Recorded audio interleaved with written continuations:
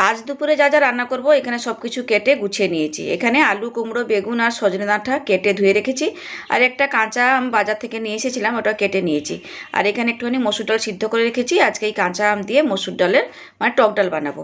আর এইখানে অল্প একটুখানি বাজার থেকে চিকেন নিয়ে এসেছি। ছোটো ছেলে বায়না করছিল মা চিকেন কষা খাবো, তার জন্যই অল্প একটুখানি চিকেন নিয়ে এসেছি। আর চিকেন এখন বিশেষত খেতে ভালো লাগে না, ওই বাচ্চাদের একটুখানি বায়না টায়না করলে তো আনতেই হবে মাঝে সাঝে। তো যাই হোক, প্রথমে আমি এই কুমড়ো তরকারিটা বসিয়ে দেবো। তার জন্য কড়াইতে সর্ষের তেল গরম করে নিয়ে না তেজপাতা, শুকনো লঙ্কা আর 5 ফোড়ন ফোড়ন দিয়ে দিয়েছিলাম। ফোড়নটাকে হালকা একটুখানি ভেজে নিয়ে তারপরে কেটে রাখা দিয়ে দিলাম সবজিগুলো।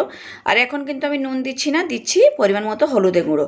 বেশ একটুখানি হাতে সময় নিয়ে সবজিগুলোকে না লাল করে আগে ভেজে নেবো। গ্যাসের ফ্লেমটাকে একটুখানি হাই করে রেখে সবজিগুলোকে ভেজে নিয়েছি। দেখুন পুরো সুন্দর ভাজা ভাজাও হয়ে গেছে। এরপরে আমি দিয়ে দেবো পরিমাণ মতো নুন। নুনটা আগে দিলে না কুমড়োটা থেকে জলটা ছাড়তে শুরু করতো, তাই জন্য নুনটা পরেই দিলাম।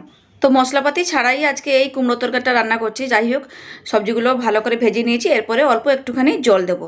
জলটা দিয়ে মিশিয়ে টিশিয়ে ঢাকা দিয়ে দেবো।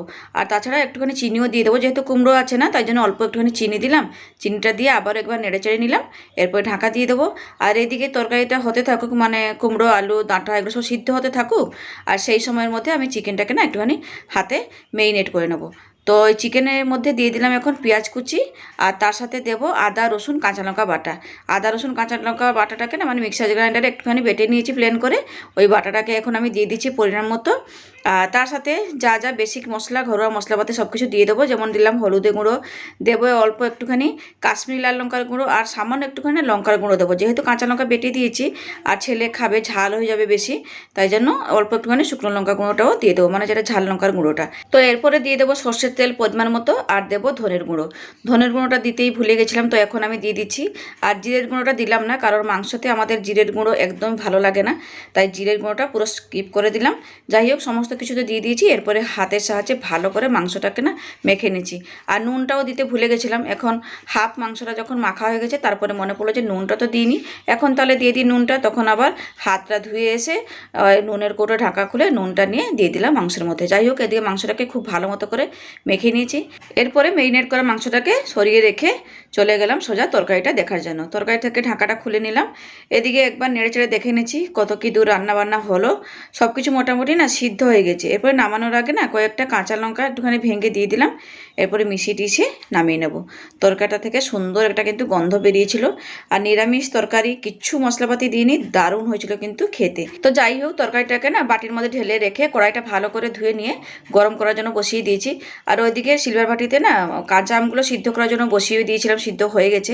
এরপরে একটা বাটির মধ্যে ওই সিদ্ধ করা আমগুলোকে নিয়ে নিচ্ছি, আর কাঁটা চামচ দিয়ে একটুখানি ম্যাশ করে নেবো। আর আমগুলো না খুব সুন্দর কিন্তু সিদ্ধ হয়েছে, মানে নরম ছিল তো আমগুলো, তাই জন্য।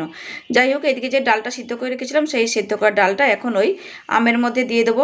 এরপরে ডালে অল্প একটুখানি জল দেবো, আর তার সাথে দেবো পরিমাণ মতো হলুদের গুঁড়ো। সব কিছুকে দিয়ে ভালো করে একটুখানি মিশিয়ে নেবো। আর এখন তো হালকা হালকা গরম পড়তে শুরু করে দিয়েছে, মানে দুপুরবেলা বেশ ভালোই গরম লাগে। তাই দুপুরবেলা না ভাতের সাথে একটুখানি এরকম টক ডাল হলে মানে ভাতে মেখে খেতে একটু ভালো লাগবে, তাই জন্য আজকে একটু টক ডাল বানালাম। এখন কিন্তু না বাজারে কাঁচা আমের দাম কিন্তু প্রচুর, মানে বেশ চড়া দামেই আমগুলো বিক্রি হচ্ছে। যাই হোক, খেতে ইচ্ছা হয়েছে তাই একটা কাঁচা আম নিয়ে এসেছিলাম। তো এখন ওই টক ডালটা ফোড়ন দেবো। তার জন্য সরষের তেলের মধ্যে শুকনো লঙ্কা, সর্ষে মানে কালো সর্ষে, আর একটুখানি 5 ফোড়ন দিয়ে দিয়েছিলাম। ফোড়নটা থেকে সুন্দর একটা গন্ধ বেরিয়ে আসতে তারপরে দিয়ে দিলাম রেডি করে রাখা ডালটাকে। এরপরে ডালটাকে কিছুক্ষণের জন্য ফুটিয়ে নেবো। তো ডালটাকে না একবার টেস্ট করে নিয়েছিলাম, তো নুনটা কম লাগছিল। যেহেতু জল দিয়েছিলাম তখন আর নুনটা দিইনি, তো এখন পরিমাণ মতো নুন দিয়ে একটুখানি নেড়ে চেড়ে 10 মিনিট মতো ভালো করে ফুটিয়ে নেবো। তারপরে বাটির মধ্যে ঢেলে নেবো। তো টক ডালটা ঢেলে রেখে কড়াইটা ভালো করে ধুয়ে কড়াই গরম করে নিয়েছি। এরপরে বেশ কিছুটা পরিমাণে দিয়ে দিয়েছি সর্ষের তেল। আর তেলের মধ্যে প্রথমে একটুখানি গোটা গরম মশলা ফোড়ন দিয়ে দিলাম। এরপরে দিয়ে দিলাম মেরিনেট করা চিকেনগুলোকে। আর আজকে চিকেনে আলু দেবো না, শুধু চিকেন কষা করব, তাই জন্যই আলুটা স্কিপ করে দিলাম। আর চিকেনটা দিয়ে দেওয়ার পরে না দুটো টমেটোকে পাতলা পাতলা করে কেটে নিয়েছিলাম। এরপরে কাটা টমেটোটাকে দিয়ে চিকেনের সাথে ভালো করে মিশিয়ে টিশিয়ে একটুখানি নেড়ে চেড়ে মাংসটাকে কষে নিচ্ছি। আর চিকেনটা যত ভালো কষা হবে তেমন খেতেও ভালো লাগবে। যাই হোক, একটুখানি নেড়ে চেড়ে মিশিয়ে নিয়ে ঢাকা দিয়ে দিলাম। এইভাবেই না ঢাকা দিয়ে দিয়ে প্রায় 10 থেকে 15 মিনিট কিংবা বেশিও হবে চিকেনটাকে না খুব ভালো মতো কিন্তু কষেও নিয়েছি। দেখুন চিকেনটা থেকে মানে তেলটা ছাড়তে শুরু করেও দিয়েছে। আর চিকেনটা থেকে না সুন্দর একটা গন্ধও বেরিয়ে এসেছে, কী বলবো, দারুণ গন্ধ বেরিয়েছিল।